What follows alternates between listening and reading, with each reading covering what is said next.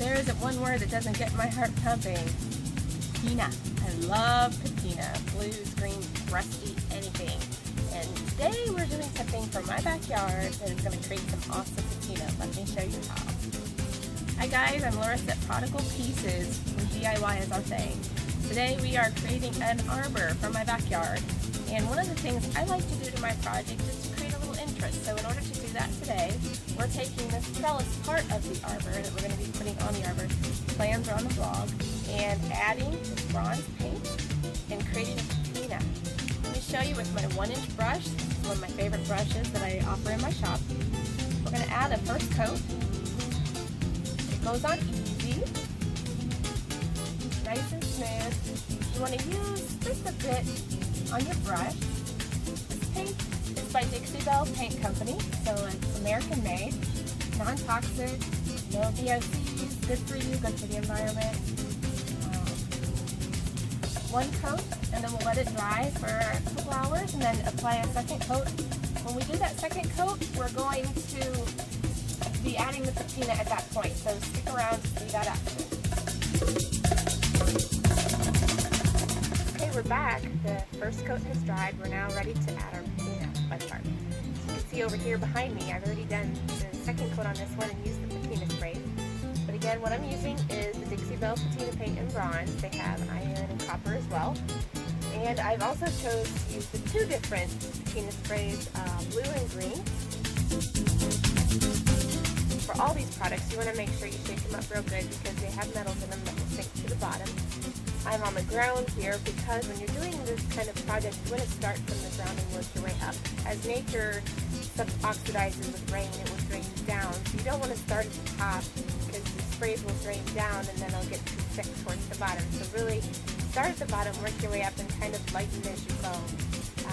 I'm going to do small sections at a time. That way the paint can stay wet. You want the paint to be wet when you're doing the spray. You'll see it happening right before your eyes. So working about 3 sections at a time, and you're going to need your chemical-proof gloves.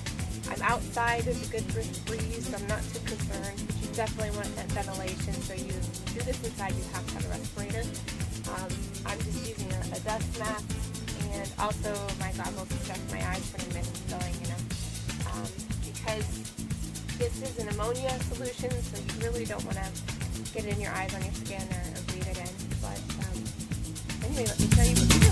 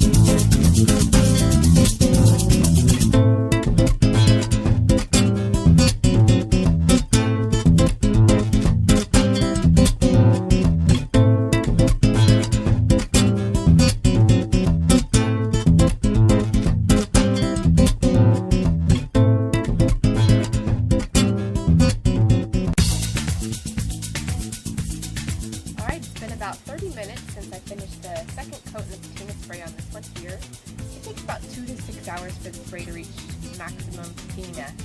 It'll get deeper and richer, and just neat to see how it grows and turns color.